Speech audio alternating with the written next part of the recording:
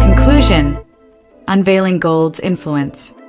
Jeffrey P. Gold's presidency of the University of Nebraska System stands as a glaring betrayal of Nebraska's heartland, a calculated infiltration by a New York Jew whose obscured heritage and affiliations raise alarms about his true motives. Born in Brooklyn in 1952, Gold's Jewish identity confirmed by his 2023 induction into the Jewish Business Leaders Hall of Fame by the Jewish Federation of Omaha, an honor exclusive to Jews, anchors him in a community tied to global Jewish networks through the Jewish Federations of North America.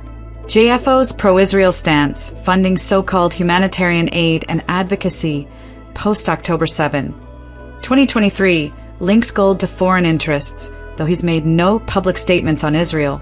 His silence on his religion, absent from curriculum vitae, university records, or interviews, fuels suspicion of concealed loyalties, especially in a state with a mere 6,000 Jews, mostly in Omaha and Lincoln.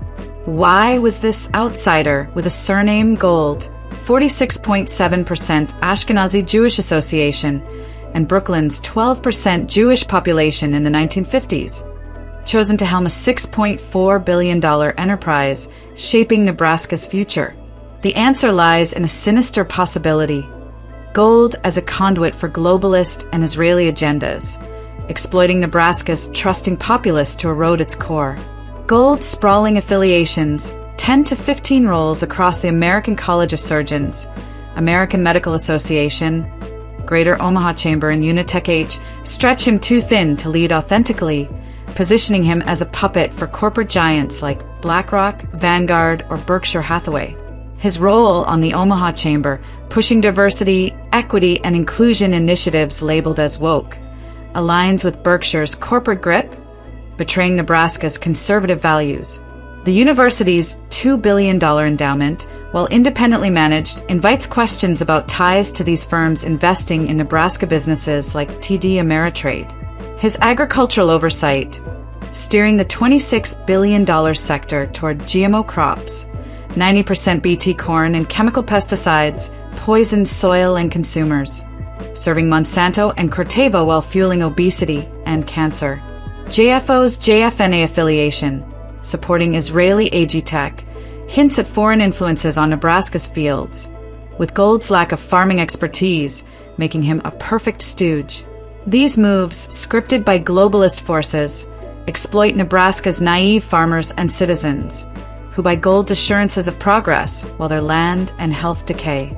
Gold's leadership failures, scripted speeches, COVID mandate compliance, and opposition to a 2021 CRT ban cement his role as a figurehead for external agendas.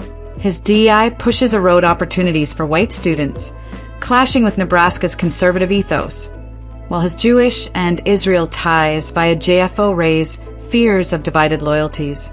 The Board of Regents, led by figures like Tim Clare and Jim Pillen and political ally Pete Ricketts, enabled this betrayal through gullible or corrupt hires in 2014, UNMC Chancellor, and 2024 a new president, failing to probe his affiliations or faith. Ricketts' corporate ties, masked by a conservative facade, align with Gold's agenda, ensuring Nebraska remains a pawn for globalist schemes. No scrutiny of Gold's religious affiliations or faith documents exposes this negligence. Nebraskans' blind trust, conditioned by university prestige, lets this outsider erode their identity, handing power to a man whose loyalties seem split between Nebraska and shadowy foreign interests. The $6.4 billion economic impact Gold boasts is a mirage, the inevitable byproduct of a monopolistic university system propped up by corporate and globalist cash, not his genius. His policies, from woke education reforms to poisoned agriculture, serve entities like BlackRock and Berkshire, not Nebraska's people. Gold's obscured heritage and JFO's Israel ties demand answers. Why him? Why a New York Jew with globalist affiliations and indirect Israeli connections leading Nebraska's heartland? His silence on these questions, coupled with his sprawling network, suggests a deliberate scheme to reshape the state for profit and power, exploiting its naive citizens and leaders. The regent's failure to demand transparency on his heritage, Israel links, or decision-making underscores a dangerous complacency that risks Nebraska's soul. This is a call to action. Nebraska's regents, legislature, and citizens must awaken to Gold's infiltration ANS schemes, demand full disclosure of his Jewish heritage, JFO and Israel ties, and the corporate strings pulling his decisions. Without vigilance, Nebraska's economy, culture, and health will be sacrificed to globalist and foreign agendas, orchestrated by a man whose rise reeks of manipulation. His presidency isn't a triumph, but a calculated assault on the state's identity, enabled by clueless leaders like Pillin and corrupt leaders like Ricketts.